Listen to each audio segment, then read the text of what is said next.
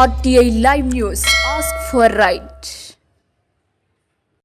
రంగారెడ్డి జిల్లా ఆమనగల్ మున్సిపాలిటీలో 10వ వార్డు కౌన్సిలర్ కాంగ్రెస్ పార్టీ బలపరిచిన అభ్యర్థి అనితా శ్రీనివాస్ రెడ్డి ప్రజలతో కలిసి ఇంటింటి ప్రచారం చేపట్టారు.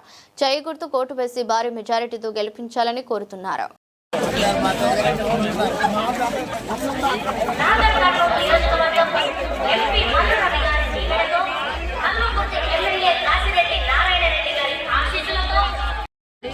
కాంగ్రెస్ పార్టీ తరఫున పోటీ చేస్తున్నాం. అందరూ మాకు సహకరించి మమ్మల్ని గెలిపించాలని కోరుకుంటున్నాం.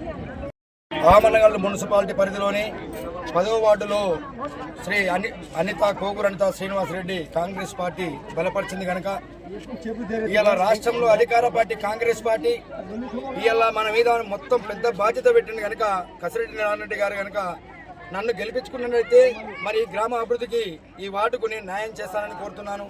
ఇట్లాంటి సంక్షేమ పథకాలు ఇలా కాంగ్రెస్ పార్టీలో ఇలా మహిళలకు ఇందిరమ్మ ఇండ్లు కానివ్వండి, మహిళలకు ఇలాంటి 200 యూనిట్లు కానీ, ఫ్రీ బస్సు కానీ, సన్నబియ్య కార్యక్రమం కానీ, ఇలా రైతులకు 2 లక్షల రుణమాఫీ చేసిన ఘనత ఏదైనా ఉందంటే అది కాంగ్రెస్ పార్టీ అనే విషయాన్ని మర్చిపోవాల్సిన అవసరం లేదు. ఇలా మీరు ఒక 5 సంవత్సరాలు కాంగ్రెస్ పార్టీ అధికారంలో ఉంటే మరో ఇంకో 5 సంవత్సరాల మన ఏనుగుల రేవంత్ రెడ్డి గారు తెలంగాణ రాష్ట్రాన్ని విజయపథంలో నడిపించే సత్తా దమ్మున్న లీడర్ ఏకైక లీడర్ అంటే మన రాష్ట్ర ముఖ్యమంత్రి రేవంత్ రెడ్డి అనే విషయాన్ని మర్చిపోవాల్సిన అవసరం లేదు. ఇలా మనం అందరం విటాయపల్లి ప్రజలందరము ముక్త కంఠంతో ఇలా బడుగు బలగీన జరగాలు అందరూ మనం ఆశీర్దించినట్టయితే 10వ వార్డుని అత్యధిక మెజార్టీతో గెలిపించి కసిరెడ్డి నారాయణరెడ్డి గారికి కానుకగా ఇచ్చినట్టయితే ఆయన ఆధ్వర్యంలో మన గ్రామాన్ని అంచెలంచెలుగా ఇవాళ నిరుపేద కుటుంబాలకు, బడుగు బలహీన వర్గాలకు, హరిజన గిరిజన మా దళితులకు ఒక ఇల్లు లేని ప్రతి కుటుంబానికి మేము ఇల్లిప్పించి వాని యొక్క రుణం తీసుకుంటామని మేము ప్రజాముఖంగా చెప్తున్నాం. ఇలా 10వ వార్డు అంటేనే కాంగ్రెస్ పార్టీకి అడ్డా.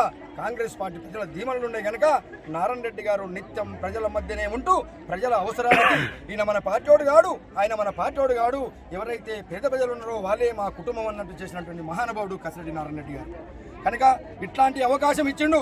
నా మీద నమ్మకం పెట్టుకొని మా కార్యకర్తలు ఒక సైనికుల్లా పనిచేసి నన్ను గెలిపించుకున్నట్టయితే 5 సంవత్సరాలు మీకు ఊరికి కావలోనిగా పనిచేస్తాననే విషయాన్ని మర్చుతున్నాను.